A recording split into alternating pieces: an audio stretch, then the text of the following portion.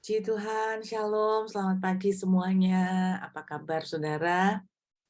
Ya, saya cukup lama absen dari doa pagi ya, mulai dari ke Israel sampai perjalanan balik. Apa kabar semuanya? Selamat pagi juga, Julius.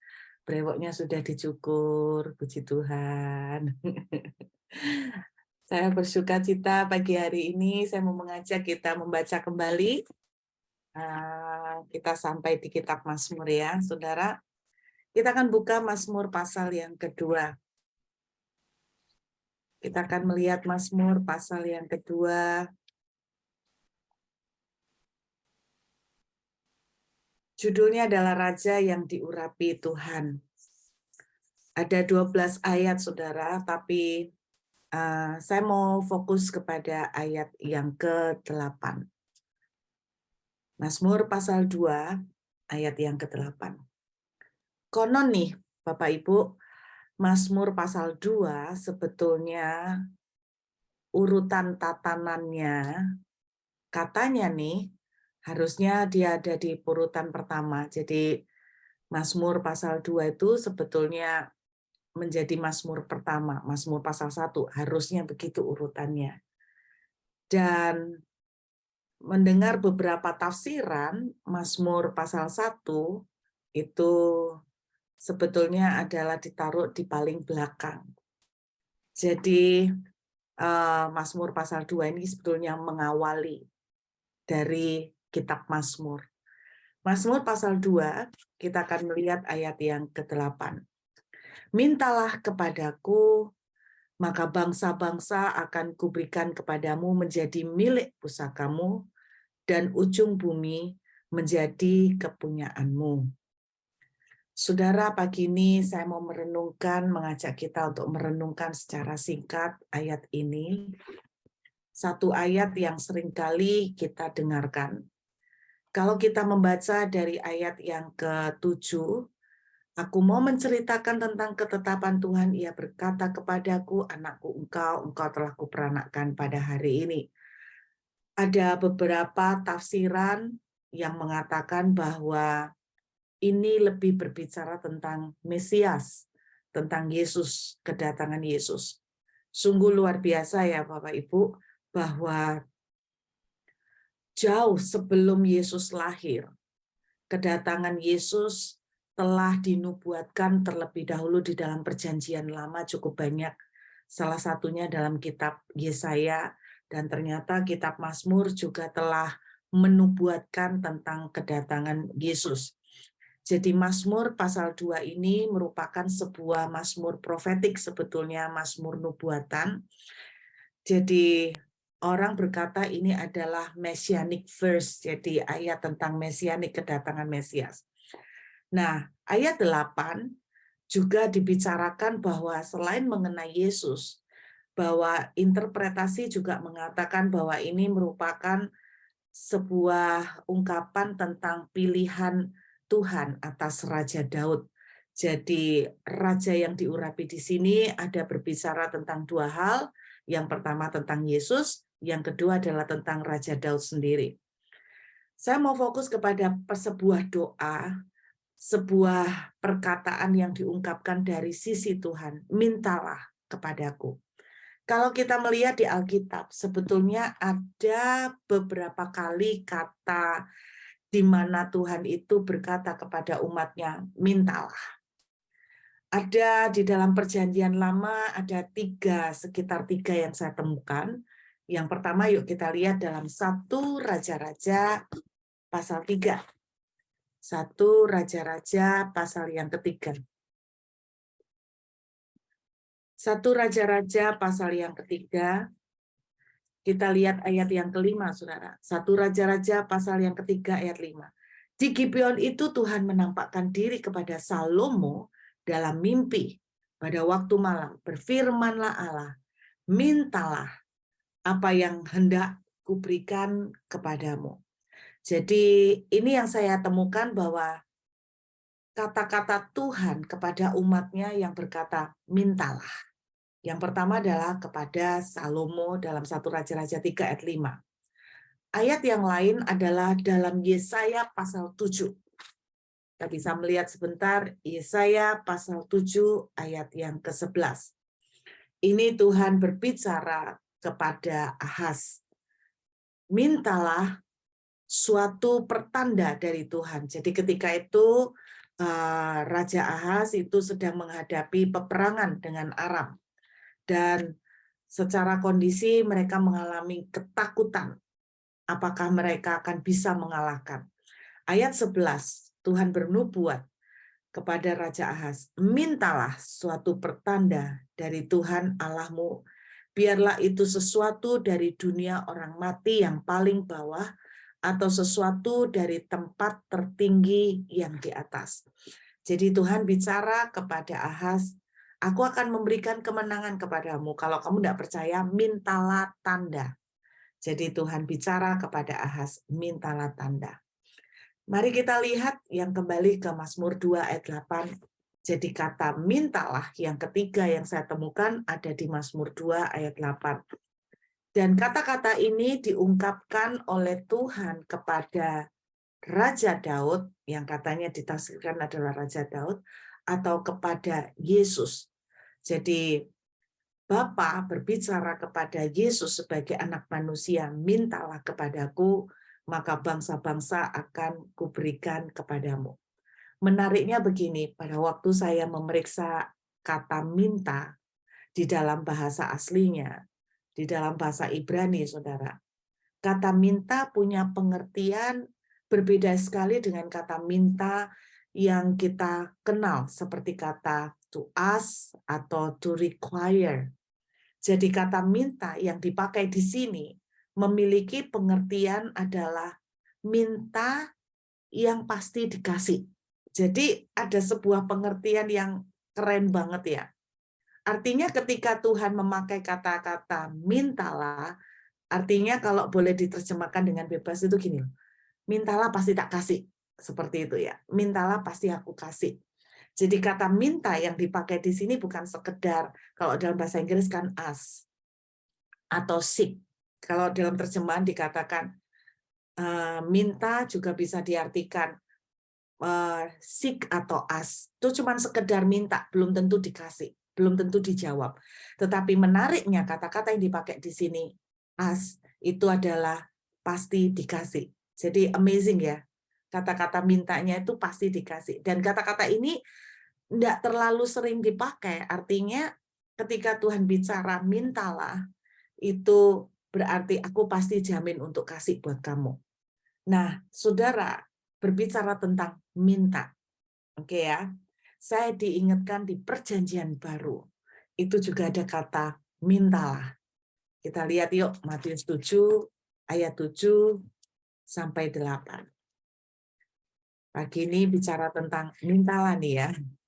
Matius pasal 7 ayat 7 sampai dengan ayat yang ke-8. Mintalah, maka akan diberikan kepadamu. Carilah, maka kamu akan dapat. Ketoklah, maka pintu akan dibukakan kepadamu, bagimu. Karena setiap orang yang meminta menerima, dan setiap orang yang mencari mendapat, dan setiap orang yang mengetok baginya pintu dibukakan.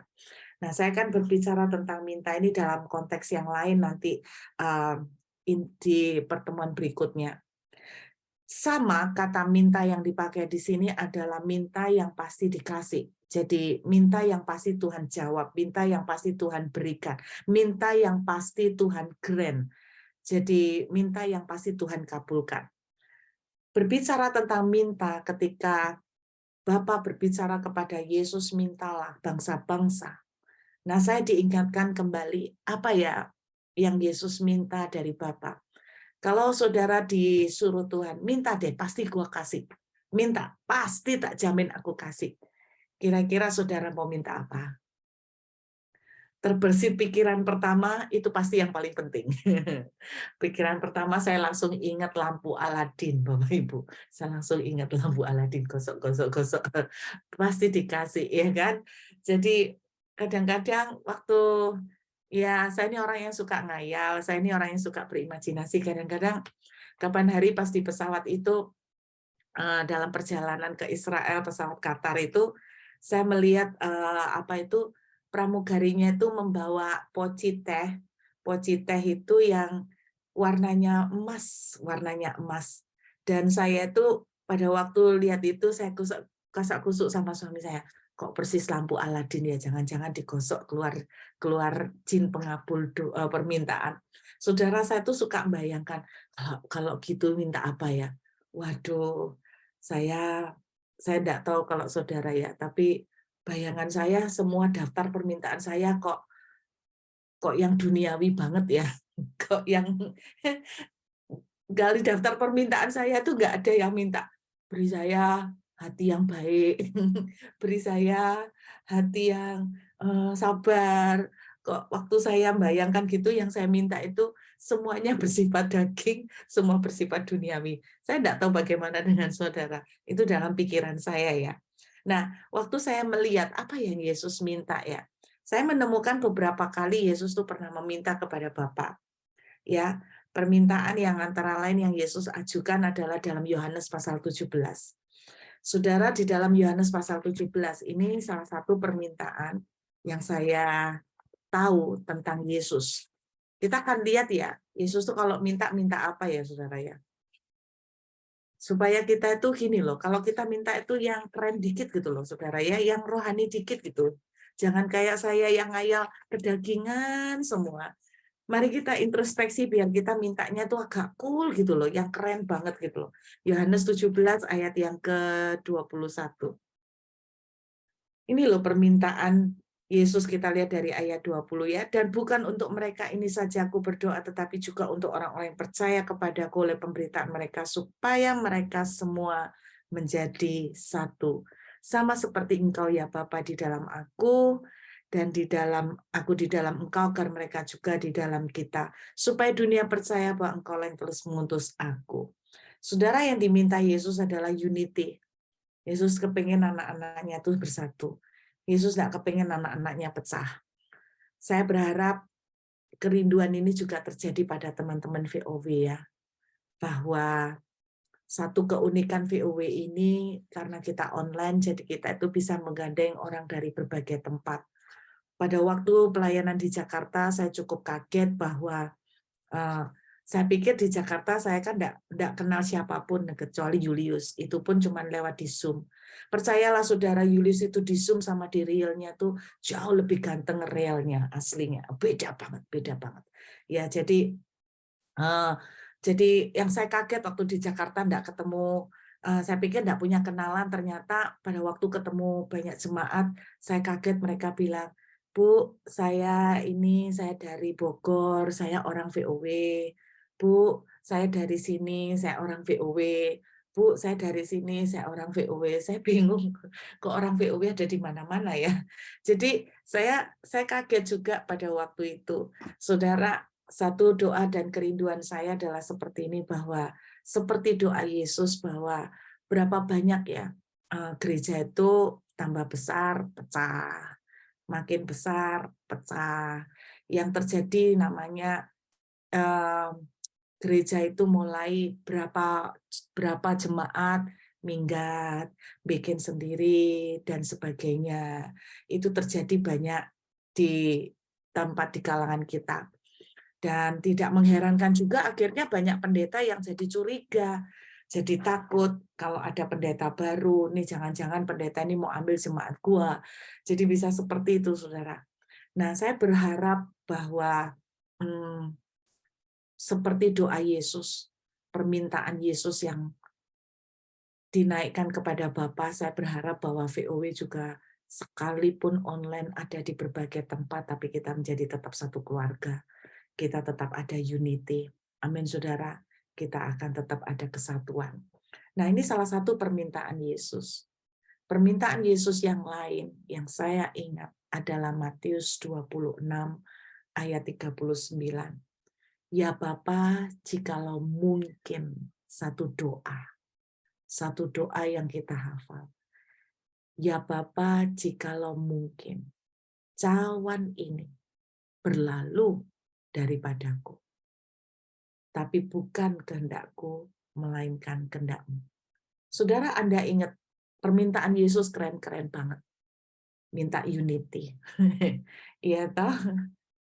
Kalau saya enggak minta dapat undian, tiba-tiba ketiban rezeki. Langsung berubah nasibnya kayak Rut di Alkitab jadi nyonya besar, saudara ya. Bukan besar badannya, tapi nyonya besar. Saudara, Yesus permintaannya keren banget, minta kesatuan. Yesus dalam Matius 26 kita lihat permintaannya adalah secara manusia dia takut untuk disalib. Secara manusia dia bisa membayangkan ngerinya penderitaan yang harus dia tanggung dari seluruh manusia di dunia. Tapi dia bilang, tapi biarlah kehendakmu yang jadi. Dia minta kehendak Tuhan yang terjadi. Saya berharap juga ini yang menjadi doa kita, bahwa tahun 2023 kita minta kehendak Tuhan yang terjadi. Amin, saudara. Saya tidak tahu apa yang saudara minta, tapi saya berdoa bahwa permintaan-permintaan kita boleh seperti Yesus, meminta kesatuan terjadi, sehingga Indonesia bisa tetap damai, meminta unity di tengah-tengah gereja, antar gereja, meminta unity di tengah-tengah tempat kita tinggal, memiliki unity di tengah keluarga kita. Dan kita bisa meminta seperti Tuhan, yaitu jadilah kehendakmu atas hidupku. Saya mau cerita tentang pengalaman di Israel, saudara. Dari apa yang Yesus minta, sebetulnya kita bisa lihat hatinya. Betul enggak? Sebetulnya kalau kita pikir-pikir, dari apa yang diminta, itu kelihatan orangnya kayak apa. Kan gitu ya. Kalau mintanya banyak melulu soal duit, berarti sebetulnya itulah prioritas dari pikiran orang itu. Ya kan kira-kira seperti itu. Nah, kenapa saya ini seringkali mikir dapat undian. Seringkali itu mikir kapan tiba-tiba ketiban rezeki, ada orang datang di depan rumah terus bilang, "Bu, Tuhan bicara, ini saya suruh ngasihkan warisan buat Ibu Ruth." Kapan gitu, saya sering mikir gitu ya, saudara. Jadi sebetulnya itu kenapa bisa pikiran seperti itu muncul? Ya pasti karena salah satu pemicunya karena enak ya kalau kita itu, saya tuh lihat ketemu orang yang kaya itu enak banget ya kalau belanja itu enggak pernah lihat tag, enggak pernah lihat labelnya harga gitu loh. Kalau saya belanja kan masih lihat label harga. Apalagi kalau lihat tanda-tanda besar diskon berapa persen.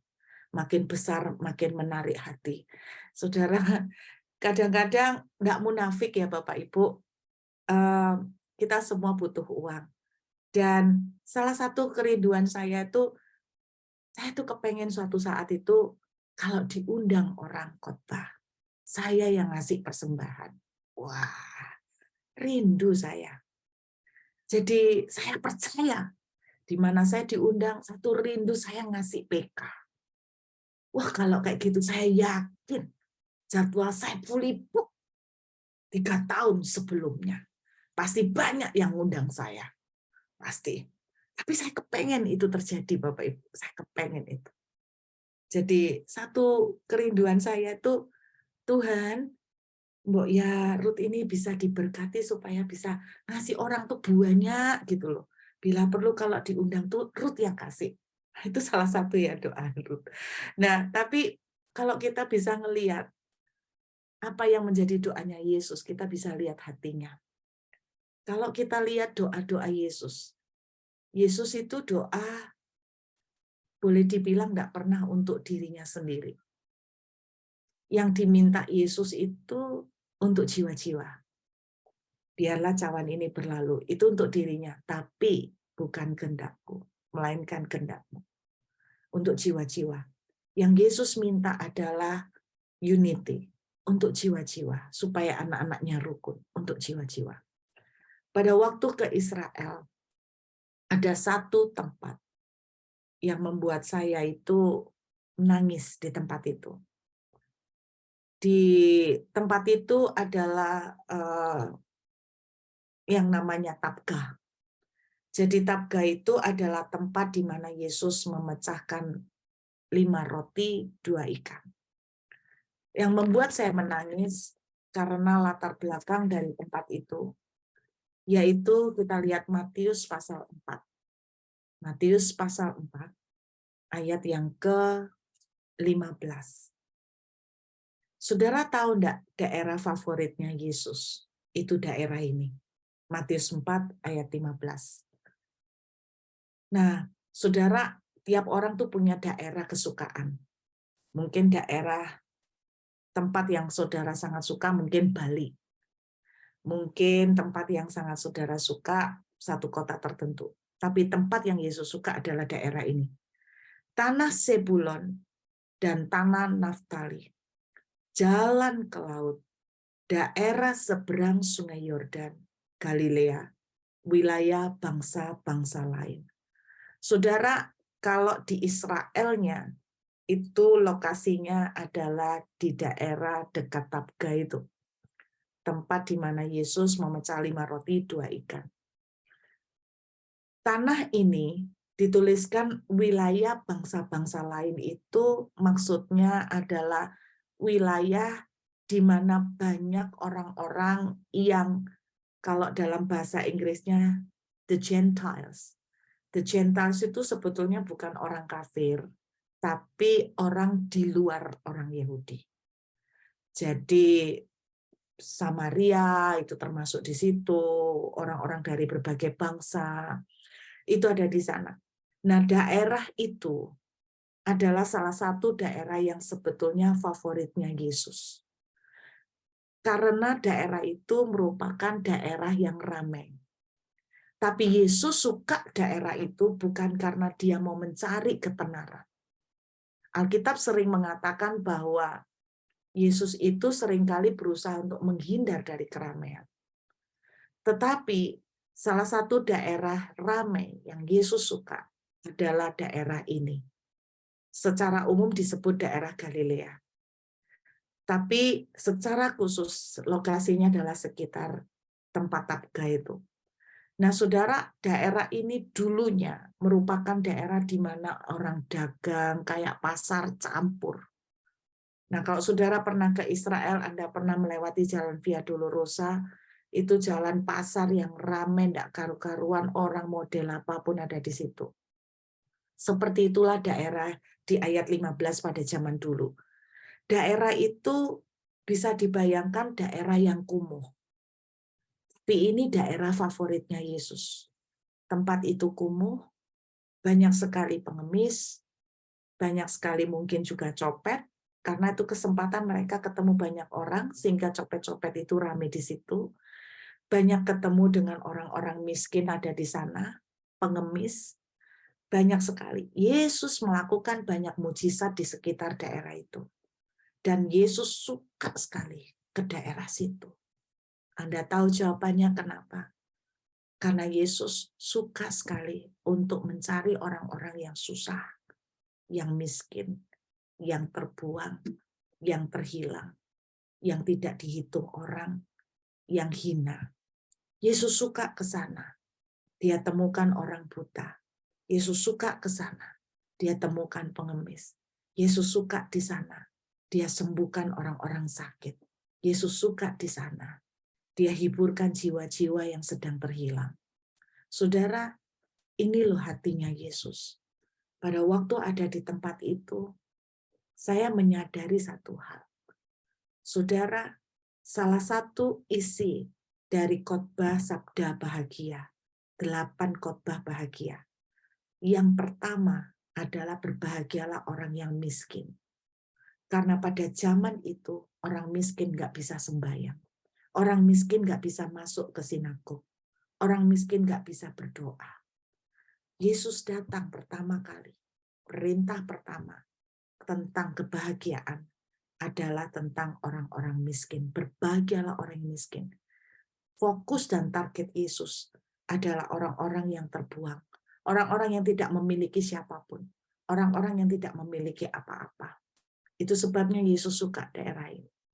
Pada waktu saya mengerti ayat ini, pada waktu saya mengerti tentang hati Tuhan, Tuhan menyadarkan saya satu perkara yang namanya hati seorang ayah. Tahukah saudara, bahwa sedemikian cintanya Tuhan. Ada banyak tangisan di daerah Galilea yang tidak terdengar orang. Makanya Yesaya menuliskan di kitab Yesaya, dituliskan, daerah itu yang tadinya tanah Zebulon dan Naftali, yang adalah gelap, mendapatkan terang yang ajaib. Betapa hati Yesus sangat mendengar tangisan-tangisan yang tidak terdengar oleh orang lain. Tangisan-tangisan yang tersembunyi. Dari sini saya semakin tahu betapa besar cinta Tuhan kepada saudara dan saya, kepada kita semua. Nah, pagi ini saudara, apapun yang Anda minta dari Tuhan, satu yang saya mau bagikan dalam renungan sederhana. Saya ingin mengingatkan kembali. Percayalah, sejak zaman Yesus ada di muka bumi, satu tempat yang sering Dia kunjungi adalah tempat di mana ada tangisan-tangisan tersembunyi yang tidak terdengar. Orang yang berseru karena sakit, orang yang miskin, orang yang menderita, orang yang terbuang. Yesus datang ke sana untuk menjawab doa. Yesus datang ke sana untuk menjawab tangisan. Dan pagi ini saya percaya, kalaupun orang tidak mendengar doa dan tangisan saudara, kalaupun orang tidak pernah mengerti rintianmu yang paling dalam, percayalah, itu adalah rintian yang paling kuat berbicara di telinga Tuhan. Sebab hatinya selalu untuk tangisan yang tidak terdengar. Hatinya selalu untuk cerita yang orang lain tidak pernah mengerti. Pagi ini apapun yang menjadi tangisan saudara, percayalah, doa saudara, tangisan saudara didengar oleh Tuhan. Amin. Dan pagi ini saya berharap di hari ini tidak ada lagi keputusasaan. Apapun yang sedang kita nantikan, jangan pernah patah semangat. Yesus mendengar tangisan yang tidak terdengar oleh telinga manusia. Yesus mendengar jeritan, kebutuhan yang diteriakkan oleh orang-orang, yang diteriakkan oleh kita. Dan saya berdoa sekaligus bahwa kita akan belajar melalui doa Yesus, melalui apa yang Yesus minta. Mari kita belajar untuk mulai, saudara, punya doa. Bukan hanya untuk diri sendiri, tetapi juga untuk orang lain. Bukan hanya fokus ke aku dan aku, tetapi kita punya doa untuk juga orang lain. Saya berharap pagi ini, yuk semangat. Kita punya Tuhan yang luar biasa. Bersyukur enggak kita punya Bapa yang cinta mati sama kita. Kita bersyukur punya Tuhan yang cinta banget dan perhatian sama kita. Saudara tidak bisa mendengar tangisan kita. Saudara tidak bisa mendengar tangisan sendiri bahkan. Tapi Yesus bisa mendengar tangisan yang tersembunyi. Karena itu semangat pagi ini saudara. Yuk kita siapkan hati untuk mengangkat perjamuan kudus.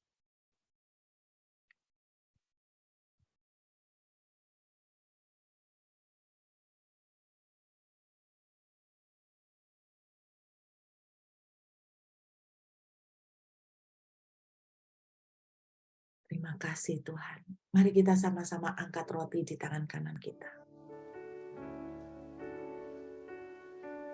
Satu tempat yang menjadi favorit Yesus adalah tanah Naftali dan Zebulon.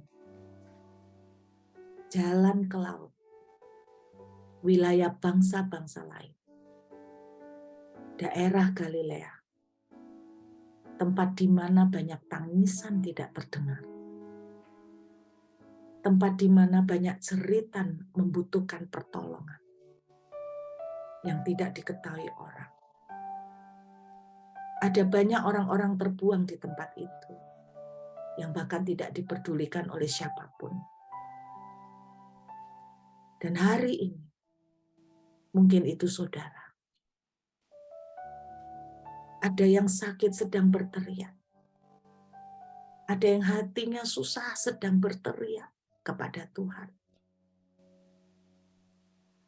Dan percayalah, Yesus suka ke sana. Yesus suka ke sana. Ini loh hatinya Tuhan. Kita bisa lihat dari permintaan-permintaan yang Dia naikkan. Semuanya untukmu dan untukmu. Bukan untukku dan untukku, tapi untukmu dan untukku. Jika hari ini ada sebuah teriakan, menjerit, meminta pertolongan. Orang lain tidak ngerti. Tapi Yesus bela-belain. Jalan jauh untuk turun ke daerah itu. Sebab dia tahu ada tangisan-tangisan yang sedang memerlukan pertolongan. Ini loh hatinya Tuhan. Itu sebabnya dia berkata, kalau boleh cawan ini berlalu, tapi bukan karena kehendakku, melainkan kehendak-Mu. Karena hatinya tidak bisa berhenti untuk mengasihi saudara dan saya. Terima kasih buat tubuh-Mu yang Kau pecah, Tuhan. Terima kasih buat roti yang kami percaya adalah tubuh-Mu. Sebagai bukti cinta yang sempurna yang Kau berikan buat kami. Hamba percaya Tuhan bahwa pagi ini tangisan-tangisan dan cerita meminta pertolongan yang tidak dikenal oleh orang lain. Tidak tersembunyi dari pandangan-Mu dan tidak tersembunyi dari telinga-Mu ya Tuhan. Sebab Engkau Tuhan yang selalu mendengar cerita orang-orang yang Kau kasihi. Engkau Tuhan yang mendengar cerita umat-Mu. Betapa Engkau Tuhan yang selalu mengasihi anak-Mu. Bukankah firman-Nya Tuhan berkata begini, dapatkah seorang ibu melupakan bayinya? Tetapi sekalipun ada seorang ibu bisa melupakan bayinya, aku sekali-kali tidak akan pernah melupakan engkau. Jangan berkecil hati, Tuhan tidak pernah melupakan kita. Inilah buktinya, tubuh yang dipecah-pecah adalah bukti yang sempurna. Bahwa Tuhan berkata, aku di dalam engkau, aku Immanuel, aku selalu bersama dengan engkau. Saat kami makan roti ini kami percaya, kami ditebus Tuhan, kami diberkati, kami sehat, dan kami menjadi satu dengan Engkau. Terima kasih Tuhan. Mari kita makan dengan ucapan syukur dalam nama Yesus. Haleluya.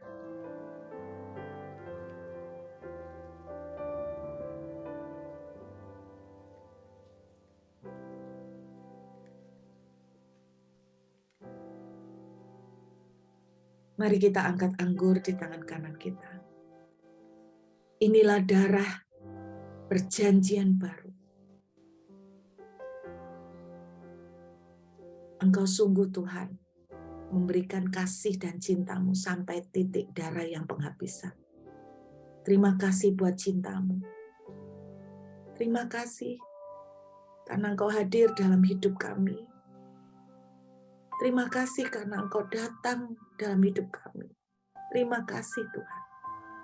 Terima kasih buat kasih-Mu yang sempurna. Saat kami minum anggur ini, kami tahu kami menjadi anak-anak-Mu. Terima kasih Engkau melayakkan kami menjadi anak-anak. Kami terima dengan ucapan syukur dalam nama Yesus. Mari kita minum dengan iman. Terima kasih Bapa, kami ucap syukur. Biarlah Engkau memeteraikan firman-Mu Tuhan, menjadi kekuatan baru buat kami. Segala hormat dan kemuliaan hanya buat Yesus selamanya. Haleluya. Amin.